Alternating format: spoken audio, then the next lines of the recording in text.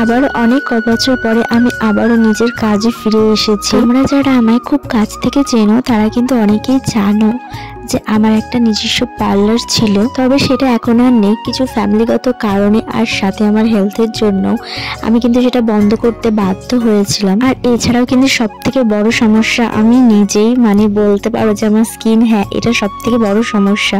এবার অনেকে বলবে যে স্কিনের জন্য কি তুমি একদমই তোমার সব কিছু প্রফেশনাল যা যা করো সব ছেড়ে দেবে?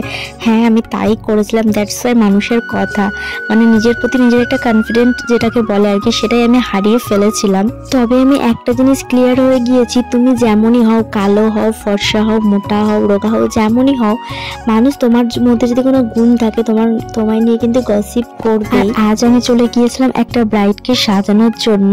অনেকেরই ধারণা যে তোর তো নিজের ফেসের এই অবস্থা, তাহলে তুই অন্যের ফেসকে কি করে সুন্দর করবি। তাদের উদ্দেশ্যে আমার একটা কথাই বলা, রূপ কিন্তু একদিন না একদিন ক্ষয়ে যাবে, মানে খারাপ হয়ে যাবে, কিন্তু তোমার যে গুণ সেটা কিন্তু সারা জীবন থেকে যাবে।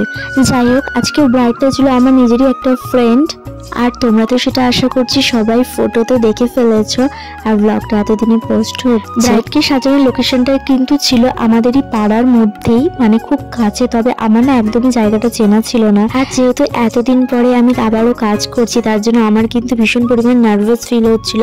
সেই জন্য টেডি বিয়ার কিন্তু আমায় অনেক সাহস দিচ্ছিল, আমার সাথে ওপর অব্দিও এসেছিল। আর যাই হোক, তোমরা যাই বলো, আমার কিন্তু আমার ফেস নিয়ে কোনো রকম কোনো প্রবলেম নেই, মানে আমার যে ফেসে এত প্রবলেম হয়েছে তারপরেও আমার নিজেকে যে জানি না কেন এত ভালো লাগে, কিন্তু তোমাদের যে কেন এত সমস্যা সেটাই আমি বুঝতে পারি না। আমি কিন্তু আমার কথা মতো পুরোপুরি 2টোর মধ্যে ব্রাইডকে সাজানোর জন্য বাড়ি থেকে রওনা হয়েছিলাম, আর পৌঁছেও গিয়েছিলাম, কিন্তু ওপরে উঠে দেখছি যে আমার ব্রাইড এখনো পর্যন্ত কিন্তু কোনো নিয়মকানুনই পালন কমপ্লিট হয়নি। আর ঠিক সেই কারণে আমিও ওপরে চলে এসেছি, তোমাদের সাথে একটুখানি শেয়ারও করে দিচ্ছি। বেশ ঘন্টাখানেক যাওয়ার পরে বন্ধুরা আমার কিন্তু নার্ভাস ফিলটা আরো বেশি হচ্ছিল। দ্যাটস ওয়াই অনেকদিন পর সাজাবো, আর তার মধ্যে এত লেট হচ্ছে, আমি জানি না কি করে কি করব। মানে মোটামুটি 4টে থেকে 4:30টার সময় আমি কিন্তু সাজাতে বসেছিলাম, আর এই সাজানোটার বসার কথা ছিল 2টো থেকে 2:30টার মধ্যে। সেটা যদি 4টে থেকে 4:30টার মধ্যে হয় ভয় তো একটু লাগবে, কারণ আমার ব্রাইডের কিন্তু লগ্ন ছিল সন্ধ্যে 7টার সময়। এই জন্য ভয়টা আমার আরো বেশি লাগছিল যে এইটুকুনি সময়ের মধ্যে আমি ওকে কতটা কিভাবে কি রেডি করতে পারবো। এত নার্ভাসনেস, তার মধ্যে তাড়াহুড়া, তোমরা তো বুঝতেই পারছো। ওই যে বললাম 4টে থেকে 4:30টার সময় ব্রাইডকে রেডি করতে বসিয়েছিলাম, তার মধ্যে কিন্তু আমি একটুখানি ক্লিপ তোমাদের সাথে নিয়েছি শেয়ার করব বলে, মানে আমি যে ভিডিও করব সেটা আমার মাথা দিয়ে বেরিয়ে গিয়েছিল। তারপর এখানে আসার পর আর কি একটা নিউ ফ্রেন্ড আমার হয়েছিল, আর সেই ফ্রেন্ডটা যে আমার এতটা হেল্প করবে আমি একদমই ভাবিনি। সেই কিন্তু আমার ভিডিওটা করে দিচ্ছিল, আর অ্যাকচুয়াল এটা ছিল আমার ফ্রেন্ডের ফ্রেন্ড, মানে আমারও ফ্রেন্ড, তাই তো।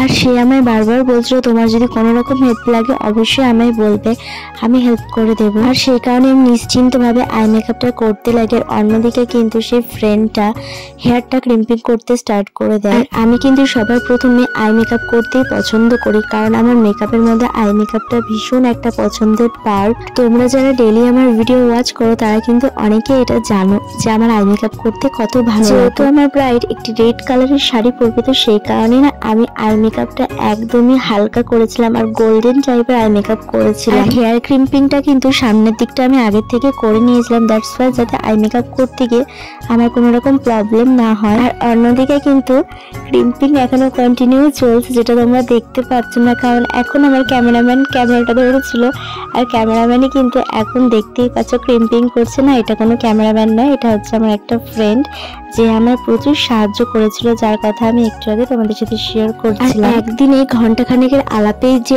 এত সুন্দর একটা বন্ধুত্ব ক্রিয়েট করা যায় সেটা কিন্তু আমি এত বছরে ফার্স্ট টাইম জানলাম। আর মেকআপ করানোর পরে আমার ব্রাইড এতটাই খুশি ছিল, মানে ওর মেকআপ দেখে, যে আমি ওর থেকেও দ্বিগুণ খুশি হয়ে গিয়েছিলাম।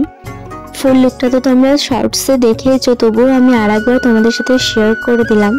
আর তোমাদের তো আগেই বলেছিলাম যে আজকে ব্রাইড কিন্তু আমারই পার্সোনাল একটা ফ্রেন্ড, তো সেই কারণে কিন্তু ব্রাইডকে সাজানোর পর ঝটপট আমি বাড়ি চলে গিয়েছিলাম, আর নিজেও রেডি হয়ে চলে এসেছিলাম।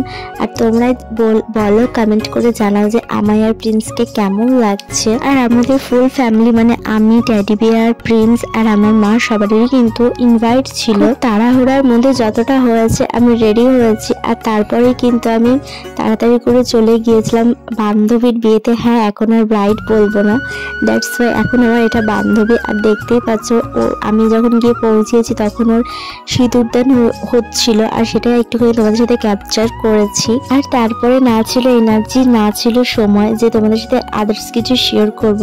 আর ঠিক সেই কারণে কিন্তু ভিডিওটা এখানে এন্ড করলাম। তো চলো আজকের মতো এতটাই, টাটা।